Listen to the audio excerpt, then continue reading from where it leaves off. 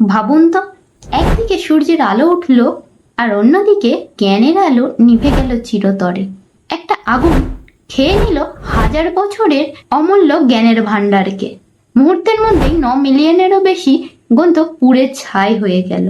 আসলে যা পাল্টে দিত ভারতের ভবিষ্যৎ, তা এখন প্রায় ধ্বংসস্তূপে পরিণত। নালন্দা বিশ্ববিদ্যালয়, যার ইতিহাস প্রায় আমরা বইয়ের পাতায় পড়ে থাকি, আজ সেই উজ্জ্বল অতীতের ট্র্যাজেডির পাতাগুলো উল্টে আবার দেখব।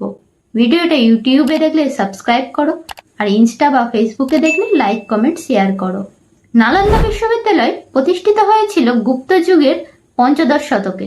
এখানে এক সময় 10,000-এরও বেশি ছাত্র এবং 2,000-এরও বেশি শিক্ষক শিক্ষা দিয়ে থাকতো। বিশ্বের নানা প্রান্ত থেকে ছাত্ররা জ্ঞান অর্জন করতে আসতো এখানে, যেমন তিব্বত, চীন, মঙ্গোলিয়া, কোরিয়া, এমনকি গ্রিস থেকেও ছাত্ররা আসতো এখানে। এই বিশ্ববিদ্যালয়ে 9 তলা উঁচু একটি গ্রন্থাগার ছিল, যেখানে প্রায় 9 মিলিয়ন গ্রন্থ ছিল।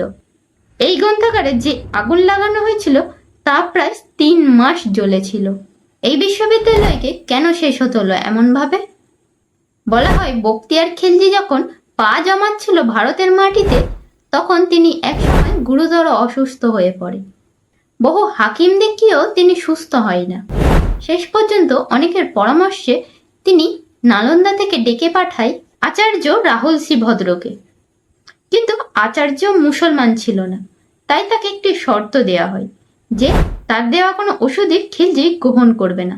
এই শর্তে আচার্য রাজি হয়ে যায়। খিলজিকে চিকিৎসা করে আচার্য তার হাতে একটি কোরআন দেয় এবং বলে, এই কোরআনের পাতা রোজ তাকে পড়তে হবে। সেই কথা মেনে খিলজি রোজ কোরআন পাঠ করতে শুরু করে দেয় এবং ধীরে ধীরে সুস্থ হতে থাকে।